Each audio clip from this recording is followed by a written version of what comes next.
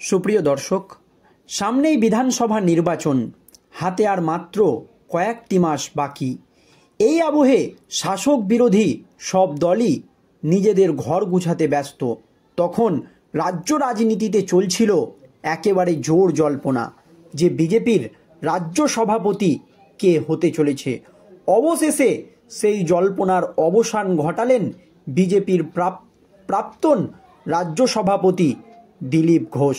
দর্শক, আপনারা জানেন এবারের লোকসভা নির্বাচনে আশানুরূপ ফল করতে পারেনি বিজেপি, কিন্তু 2019 সালের লোকসভা নির্বাচনে দিলীপ ঘোষের হাত ধরেই 18টা সিট পেয়েছিল বিজেপি। অর্থাৎ বাংলায় বিজেপির উত্থান হয়েছিল কিন্তু দিলীপ ঘোষের হাত ধরেই।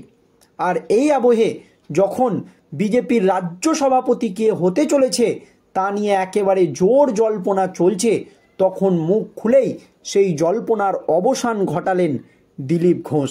মার্চের 30 তারিখে পরবর্তী মেয়াদের রাজ্য সভাপতিকে সঙ্গে নিয়ে পশ্চিমবঙ্গে কর্মী সভা করতে চলেছে অমিত শাহ, এমনই কিন্তু সূত্র মারফত খবর পাওয়া যাচ্ছে।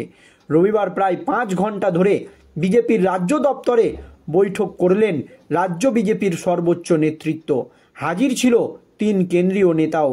সেই বৈঠকে সিদ্ধান্ত হয়েছে প্রকাশ্য সভা নয়, বড় কোনো প্রেক্ষাগৃহে আয়োজিত হবে অমিত শাহের কর্মসূচি। আর তার আগেই স্থির করতে হবে আগামী 3 বছরের জন্য রাজ্য বিজেপির রাশ কার হাতে থাকবে। সেই লড়াইয়ের স্থির অবস্থা বহাল থাকার সম্ভাবনা এতটাই উজ্জ্বল হয়ে উঠেছে যে বর্তমানে রাজ্য নেতৃত্ব শাহী কর্মসূচির আয়োজনে আপাতত বেশি মনোনিবেশ করেছে। আর তখনই বিজেপির রাজ্য সভাপতি কে হতে চলেছে সেই নিয়ে মুখ খুলেছে দিলীপ ঘোষ। কিন্তু পশ্চিমবঙ্গে বিজেপির সাংগঠনিক জেলা সংখ্যা প্রায় 43, দলের গণতন্ত্র অনুযায়ী 50% বেশি। 22টি জেলা সভাপতি নির্বাচিত হয়ে গেলেই রাজ্য সভাপতি নির্বাচনের প্রক্রিয়া শুরু হয়ে যায়। 14ই মার্চ সন্ধ্যায় বিজেপির নেতৃত্ব ঘোষণা করে দিয়েছে 25টি জেলা সভাপতির নাম। সুতরাং রাজ্য সভাপতি নির্বাচনের প্রক্রিয়া শুরু করতে আর কোনো বাধা নেই। এই আবহে রবিবার রাজ্য বিজেপির শীর্ষ নেতৃত্বদের সঙ্গে বৈঠকে বসেছিল 2 কেন্দ্রীয় পর্যবেক্ষক সুনীল বানসাল ও মঙ্গল পাণ্ডে এবং সহ পর্যবেক্ষক অমিত মালবীয়। ফলে জল্পনা শুরু হয়েছিল যে রাজ্য সভাপতি পদে কোন সর্বোচ্চ স্তরের নেতার মনোনয়নপত্র জমা করার কাজ রবিবার সেরে ফেলা হচ্ছে। কিন্তু বিজেপির ঠিক গণতন্ত্র অনুযায়ী মনোনয়নপত্র জমা দিতে হলে তাকে প্রস্তাবক এবং সমর্থকদের স্বাক্ষর করা জরুরি। তবে দলের রাজ্য পরিষদের সদস্যরা এই প্রস্তাবক এবং সমর্থক হন নবনির্বাচিত জেলা সভাপতিরা নিজের নিজের জেলা থেকে। ইতিমধ্যেই রাজ্য পরিষদের জন্য সেই সব বিধানসভা ভিত্তিক প্রতিনিধিদের নাম পাঠিয়েছে কিনা তা স্পষ্ট নয়। যদি পাঠিয়ে থাকেন তাহলেও তাদের কাউকে প্রায় একদিন দলীয় কার্যালয়ে দেখা যায়নি। ফলে কারো মনোনয়নপত্র তাদের স্বাক্ষর নেওয়ার কাজ হয়ে ওঠেনি বলেই বিজেপির একটি সূত্রের দাবি। কিন্তু আগামী কয়েকদিনের মধ্যেই রাজ্য পরিষদের সদস্যদের নাম চূড়ান্ত করে সভাপতিত্বের দাবাকে দিয়ে মনোনয়নপত্র পেশ করানোর কাজ সেরে ফেলা হবে বলে বিজেপি সূত্রে জানা গিয়েছে। আর তখনই বিজেপির রাজ্য সভাপতি কে হতে চলেছে এই নিয়ে মুখ খুললেন দিলীপ ঘোষ।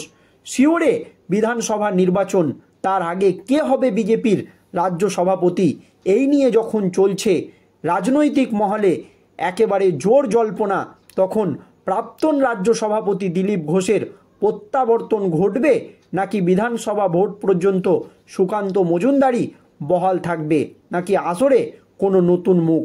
হাজারো প্রশ্নের মাঝে এবার মুখ খুললেন দিলীপ ঘোষ এবং সমস্ত জল্পনার অবসান তিনি ঘটালেন। মঙ্গলবার বিধানসভায় বিজেপির বিধায়কদের সাথে দেখা করতে এসে বিরোধী দলনেতা শুভেন্দু অধিকারীর সঙ্গে সাক্ষাৎ করেন রাজ্যের প্রাক্তন বিজেপি রাজ্য সভাপতি দিলীপ ঘোষ। বৈঠক শেষে বিধানসভা থেকে বেরিয়ে সংবাদ মাধ্যমের সামনে তিনি মুখ খুলেন। পরবর্তী রাজ্য সভাপতির তালিকায় নাম রয়েছে কিনা এই বিষয়ে প্রশ্ন করা হয় দিলীপ ঘোষকে। সাংবাদিকদের এই প্রশ্নের মুখোমুখি হয়ে দিলীপ ঘোষ বলেন, আমি তো ইনিংসের পর ইনিংস খেলতে থাকি, খেলোয়াড় সব পরিস্থিতির জন্যই প্রস্তুত থাকে এবং আমাদেরকেও প্রস্তুত থাকতে হয়, সব পিচ সব মাঠের জন্য। আর রাজনৈতিক কর্মীরা আগে থেকে জানে না পার্টি কখন কাকে কি দায়িত্ব দেবে, ফলে সব প্রস্তুতির জন্যই পরিষ্কার থাকতে হয় বা প্রস্তুত থাকতে হয়। এই কথা কিন্তু দিলীপ ঘোষ বলেছেন। তাহলে কি দিলীপ ঘোষকেই পরবর্তী রাজ্য সভাপতি করা হতে চলেছে? এমনই কিন্তু সূত্র মারফত খবর পাওয়া যাচ্ছে।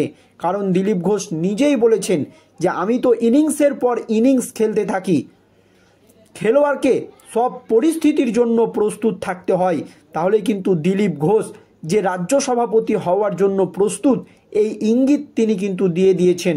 সব পিচ সব মাঠের জন্য আমরা রাজনৈতিক কর্মীরা আগে থেকে একেবারে তৈরি থাকি, জানি না পার্টি কখন কাকে কি দায়িত্ব দেবে, ফলে সব রকম পরিস্থিতির জন্য আমি তৈরি আছি।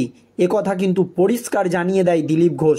রাজ্য সভাপতি পদে অভিজ্ঞতার নিরিখে বাছা হবে নাকি নতুন মুখ আনা হবে, এই প্রসঙ্গে পদ্ম সৈনিক বলেন, নতুন মুখ আনা হবে কিনা আমি জানি না, তবে অভিজ্ঞতার নিরিখেই হবে, এই ইঙ্গিতও দিয়ে দেন। প্রাক্তন রাজ্য সভাপতি দিলীপ ঘোষকে এই প্রশ্ন করা হয় সাংবাদিকদের তরফ থেকে যে নতুন মুখ আসবে নাকি অভিজ্ঞতার নিরিখেই রাজ্য সভাপতি হবে। তখন দিলীপ ঘোষ পরিষ্কার জানিয়ে দেয় যে অভিজ্ঞতার নিরিখেই হবে, চিন্তা করার কোনো কারণ নেই, শীঘ্রই সবটা জানতে পারবেন। এখান থেকে কিন্তু এই জল্পনা আরও উস্কে যায়। কেন? যে দিলীপ ঘোষ পরিষ্কার জানিয়ে দিচ্ছে যে অভিজ্ঞতার নিরিখেই বিজেপির রাজ্য সভাপতি হবে। তাহলে কিন্তু বোঝা যাচ্ছে যে অভিজ্ঞতায় কিন্তু দিলীপ ঘোষেরই আছে। কারণ দিলীপ ঘোষের পর বিজেপির রাজ্য সভাপতি হয়েছিল সুকান্ত মজুমদার। তাহলে দিলীপ ঘোষই যে বিজেপির রাজ্য সভাপতি হতে চলেছে, সব কিছু ঠিকঠাক থাকলে এমনটাই কিন্তু ইঙ্গিত পাওয়া যাচ্ছে। দিলীপ বাবু আরও বলেন, চিন্তার কিছু নেই, জেলা সভাপতি ঘোষণা হয়ে গিয়েছে, আশা রাখছি তাড়াতাড়ি কেন্দ্র ও রাজ্য সভাপতি ঘোষণা হবে। জানা যাচ্ছে শীঘ্রই বঙ্গ বিজেপির নতুন সভাপতির নাম ঘোষণা করা হবে। সুকান্তর উত্তরসূরি কে হবে, এই নিয়ে জল্পনা তুঙ্গে। এরই মাঝে দিলীপ ঘোষের সক্রিয়তায় নতুন করে চর্চা শুরু হয়েছে সব মহলেই। অনেকেই বলছে এবার কিন্তু বিজেপি পুরনো নেতৃত্বেই ভরসা রাখতে চলেছে। কেন্দ্রীয় স্বরাষ্ট্রমন্ত্রী এবং অমিত শাহ কিন্তু একেবারে দলের যারা পুরনো নেতৃত্ব তাদের ওপরেই বেশি করে আস্থা রাখছে। তাই অনেকেই মনে করছে যে বিজেপির রাজ্য সভাপতি হতে চলেছে আবারও দিলীপ ঘোষ। এমনটাই কিন্তু মনে করা হচ্ছে। দর্শক, এই নিয়ে আপনাদের মতামত অবশ্যই ভিডিওর কমেন্ট বক্সে জানাবেন। ধন্যবাদ।